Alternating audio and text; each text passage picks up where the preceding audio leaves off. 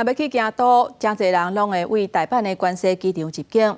根据航空服务调查机构的资料，2024年机场行李运送的排名，关西机场的表现上好，是又搁摕到头名。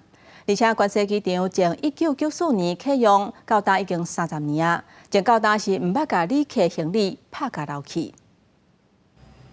日本关西国际机场的工作人员将旅客托运行李一件一件放伫输送带，搁搬入去飞机的货舱当中。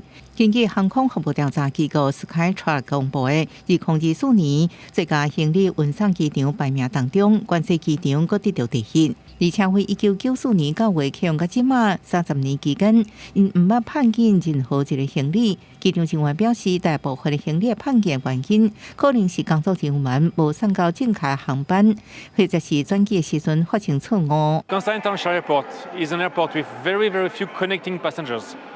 Most of the passengers using in and out of Kansai with very few connections. So it's much easier, of course, to not lose luggage when you don't have connections. 工作人员表示，虽然因无受过专业的训练，不过会照工作流程甲规则详细检查。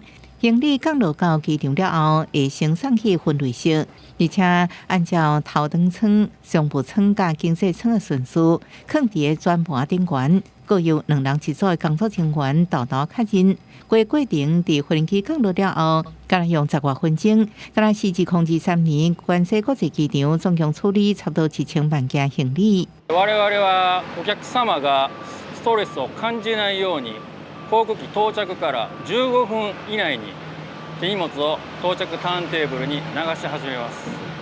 また壊れやすいもの、ベビーカー、サーフボードやスキー板などの長尺物はお客様に直接手渡しし、スーツケースは衝撃を与えないように丁寧に取り扱い、スーツケースの取っ手はお客様が取りやすい向きに揃えて流しております。关西国际机场每年应容纳4000多万的旅客，目前旅客人次也已经恢复到疫情之前。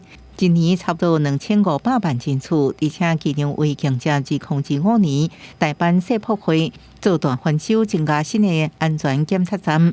机场工作人员骄傲表示，因有信心，这旅客所有行李拢袂碰见。公司新闻新闻部报道。